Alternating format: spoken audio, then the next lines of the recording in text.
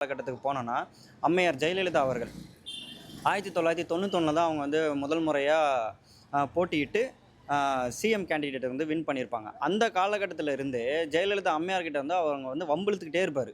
இப்போது ஜெயலலிதா அம்மையார்கிட்ட அவர் வந்து வம்பிழுக்கிறாரு, இல்ல பர்சனலா ஏதோ ஒண்ணு புடிக்கல, இல்ல ஏதோ புடிச்சிருக்கு, இல்ல ரொம்பவே வந்து புடிக்கல, அவங்க கேரக்டர் புடிக்கல, பிஹேவியர் புடிக்கல, அவங்க ஆட்சி எனக்கு புடிக்கல அப்படின்னா, அதோடைய குறைகள், அதில என்ன புடிக்கல, மக்களுக்கான சப்போர்ட் அப்படின்றத வந்து பேசணும். மக்களுடைய பிரச்சனை அப்படின்றது.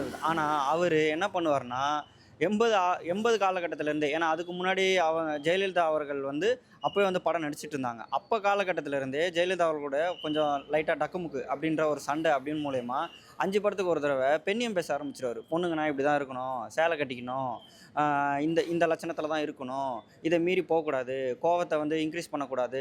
அப்புறம் முக்கியமா சொல்லணும்னா எல்லாருக்கும் புரியுற மாரி படையப்பா படத்தில ஒரு கிளாஸ் எடுப்பாரு. அதுவும் நிக்க வச்சு கிளாஸ் எடுப்பாரு. இப்ப ரிலீஸ் வேற ஆச்சு. ஜென்ஸி கிட்ஸ்லாம் பார்த்து அந்த படத்த வந்து கலாய்ச்சாங்க.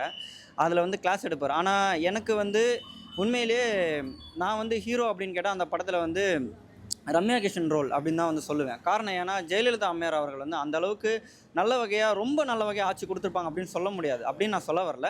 1991, 96ல நெறையா விஷயங்கள்லாம் வந்து நடந்திருக்கு. அதெல்லாம் அட்ரஸ் பண்ணி 96ல அ ரஜினி அவர்கள் அரசியலுக்கு வந்திருந்தா, அவர் வந்து சிஎம் ஆயிருக்கலாம். அந்த ஒரு விஷயத்த அட்ரஸ் பண்ணி தான் ஆதவ அர்ஜுன் அவர்கள் வந்து பேசியிருப்பாரு.